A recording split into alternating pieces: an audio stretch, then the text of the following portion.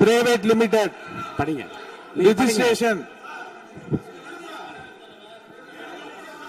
நீங்க படிங்க என்ற தனியார் கடல் உணவுகளை பதப்படுத்தும் தனியார் தொழிற்சாலையில் ஐஸ் பிளாக்ஸ் ஜெனரேட்டருக்கு செல்லும் பைப்லைன் வால்வில் எதிர்பாராத விதமாக ஏற்பட்ட விபத்தின் காரணமாக மாண்பு உறுப்பினர்கள் அமருங்கள். மாண்பு உறுப்பினர் அமருங்கள். மாண்பு உறுப்பினர் அமருங்கள். நானா நீங்கள் சொல்ல உட்காருங்க நான் சொல்றேன். உட்காருங்க சொல்றேன். நீங்கள் சொல்ல விரும்புகிற கருத்துக்களை இன்றைக்கு ஏறத்தாழ 11 பேர் பேச இருக்கின்றார்கள். நீங்கள் என்ன சொல்ல விரும்புகிற கருத்து இருங்க. அமைச்சர் இப்போது 110 விதியின் கீழ் விளக்கம் அளிப்பார். இந்த விளக்கத்தில் உங்களுக்குள்ள கருத்துக்களை உங்களுடைய கட்சியின் சார்பில் பேச இருக்கின்றார்கள். பேசுகிறவோ உங்க கருத்தை சொல்ற உரிமை நான் தருகிறேன். இந்த 0 ஹவர் கிடையாது. வினாக்கள் பாருங்க. பிசினஸ் அட்வைசரி கமிட்டியில உட்கார்ந்து பேசுகிற போது வினாக்கள் விடைகள் நேரமும் 0 ஹவர் கிடையாது என்று சொல்லிவிட்டோம். இப்போது இதை பற்றி இந்த கருத்துக்களை நீங்கள் பேசுகிற போது உங்கள் உறுப்பினர் சார்பில் எடுத்து வைக்க நான் அனுமதி அளிக்கிறேன். அப்போது நீங்கள் தாராளமாக பேசலாம். மாண்புமிகு அமைச்சர் பேசுங்க. மாண்புமிகு பேரவைத் தலைவர் அவர்களே, திருவள்ளூர் மாவட்டம் ஊத்துக்கோட்டை வட்டம் பெரியபாளையம் அருகே கன்னியர்பேர் கிராமத்தில் 21/6/2026 அன்று Saint Peter and Paul sea food exports private limited company என்ற தனியார் கடல் உணவுகளை பதப்படுத்தும் தனியார் தொழிற்சாலையில் ஐஸ் பிளாக்ஸ் ஜெனரேட்டர் மிஷினுக்கு செல்லும் பைப்லைன் வால்வில் எதிர்பாராத விதமாக ஏற்பட்ட விபத்தின் காரணமாக அமோனிய வாயு கசிவு ஏற்பட்டுள்ளது.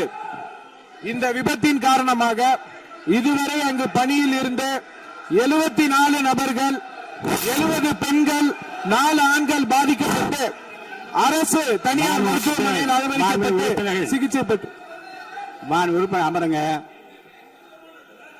இருங்க. உறுப்பினர் அமருங்க.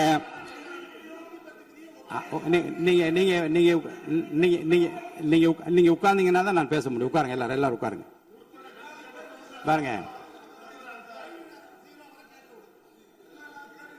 நீங்க உங்க கட்சி தலைவர் பேசுற, நீங்க எல்லாம் குறுக்க ஏன் பேசுறீங்க? பேசாதீங்க. குறுக்க பேசாதீங்க.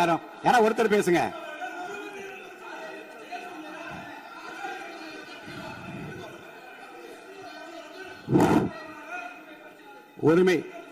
உரிமை மீறல் பிரச்சனை இருங்க. உரிமை மீறல் பிரச்சனை பற்றியும் நீங்கள் எனக்கு காலையில எனக்கு கொடுத்திருக்கிறீர்கள். அது இருங்க.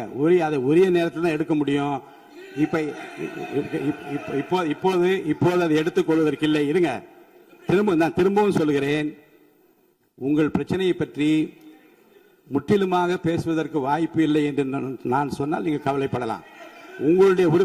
உங்கள் கட்சியின் சார்பில் பேசுவதற்கு இன்றைக்கு அனுமதி அளிக்கிறேன். அப்ப பேசுகிற போது உரிமையும் பிரச்சனையும் பேசுங்கள், கோரிக்கை பற்றி பேசுங்கள், அமைச்சர் கூறியதுக்கும் பதில் பேசுங்கள்.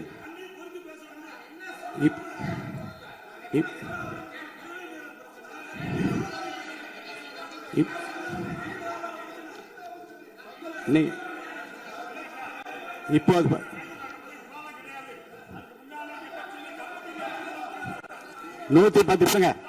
110 விதியின் கீழ் மாண்பு அமைச்சர் இருங்க. 110 விதியின் கீழ் வேறு பிரச்சனை குறித்து அவர் பேசுகிறாரு.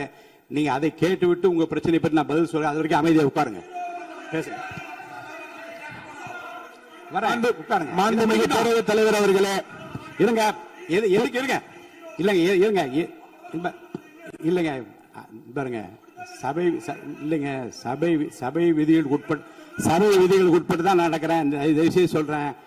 அப்புறம் முன்னாடி அப்படி நடந்தது. பாருங்க, உரிமை பிரச்சனை பாருங்க. உரிமை பிரச்சனை. நீங்க பதிலுக்கு பதில் பேசியா இருந்தா என்னால பதில் சொல்ல முடியாது. கொஞ்சம் அமைதியா கேளுங்க.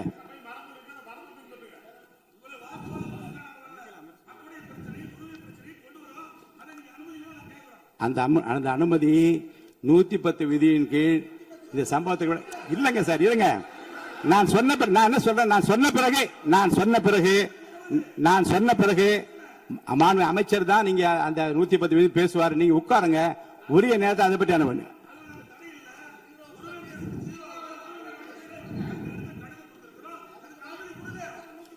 நூத்தி 10 விதியின் கீழ் மாண்பு அமைச்சர் விளக்கத்தை அளித்த பிறகு நீங்க நீங்க நீங்க பேசுங்க.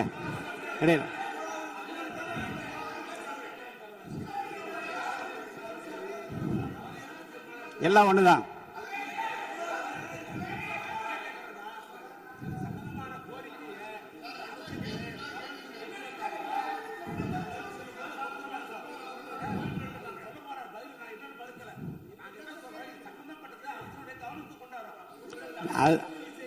அதற்கு அதுதாங்க இல்ல 110 மாண்புமிகு உறுப்பினருக்காக சொல்றேன். 110 விதியின் கீழ் மாண்புமிகு அமைச்சர் பேசிய பிறகு விவாதம் இல்லை. இருங்க, பேசி முடிச்சார். இருங்க பேசி முடிச்சார். இருங்க, நான் இப்போ பாருங்க, உங்களுக்கென்று உங்களுடைய கட்சியினுடைய உறுப்பினர் பேசுகிற போது இதே பிரச்சனைக்கு கொஞ்சம் கலந்து பேசுங்க. நீங்க அப்பவும் சொல்லுங்க. நீங்க உரிமை மேல் ஒரு மேகதாது பிரச்சனை இருங்க சொல்லி முடிச்சிடுறேன். மேகதாது பிரச்சனை பற்றி உரிமை மீறல் கொடுத்திருக்கிற அந்த விவாதத்தை நீங்கள் உங்களுக்கென்று பேச இருக்கின்ற உறுப்பினர் பேசுகிற போது நீங்க அந்த பிரச்சனையை சொல்லலாம். அதற்குரிய பதில் நான் சொல்றேன். அது உரிமை பிரச்சனையாக ஏற்றுக்கொள்ள முடியாத மாண்புமிகு அமைச்சர், நீங்க பதில் சொல்லுங்க.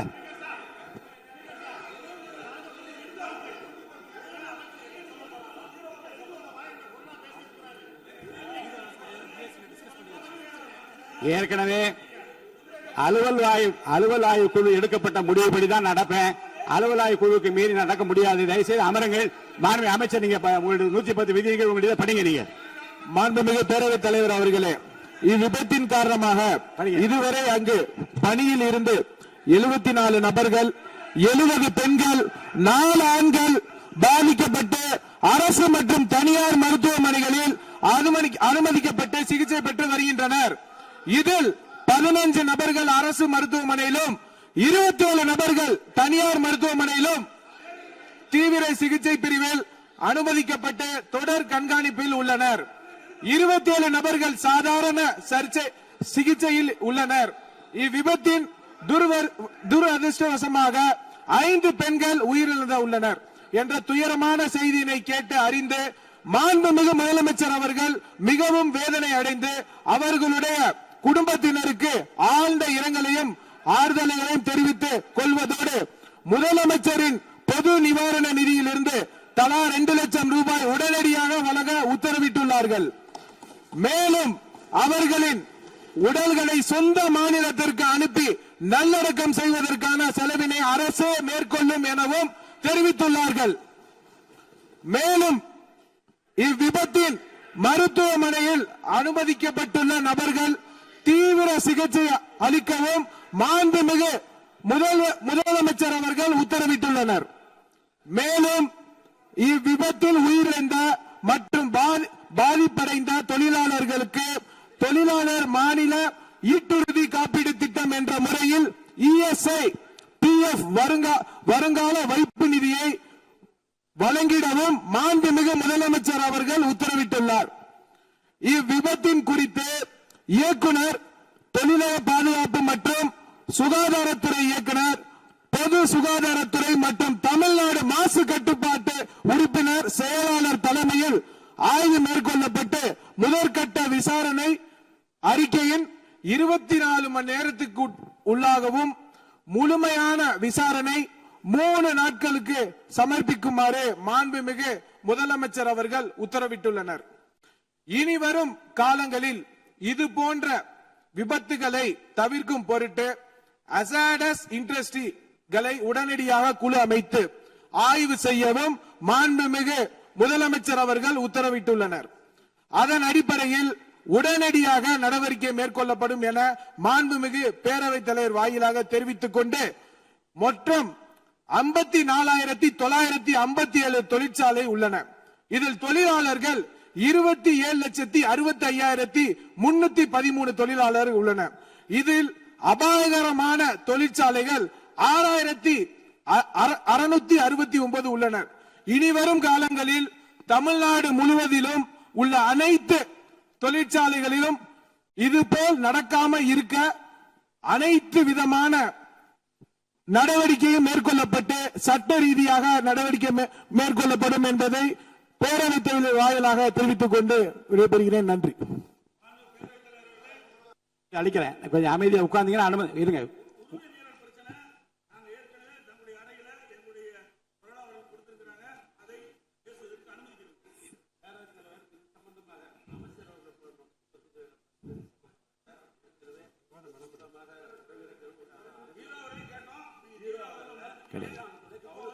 அவ்வளவுதான்.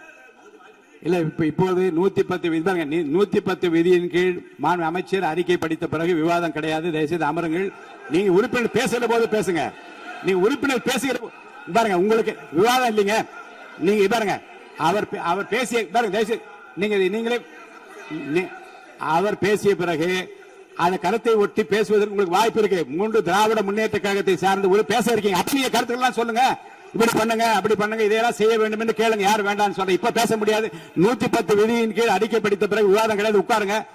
மாண்பு உறுப்பினருக்கான சிலவற்றை நான் வெளியில் கேட்கிறேன்.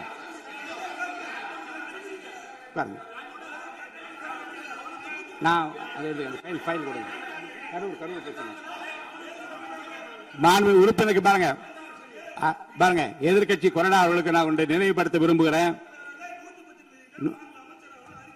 பண்ணிட்டாரு. இந்த 110 விதியின் கீழ் அவர் பேசிய பேச்சுகள் குறித்து எந்த விவாதம் கிடையாது. நீங்க கேட்க உரிமை பிரச்சனை சொல்றேன். உட்காருங்க. நீங்க சொன்ன உட்காருங்க. இல்லைங்க, உரிமை பிரச்சனை பற்றி பேசுவதற்கு நான் அனுமதி அளிப்பேன். உட்காருங்க. எப்ப தர வேண்டும் என்று எனக்கு தெரியும். தயவுசெய்து உட்காருங்க. நான் தருவேன். உட்காருங்க. அமைதியா உட்காருங்க.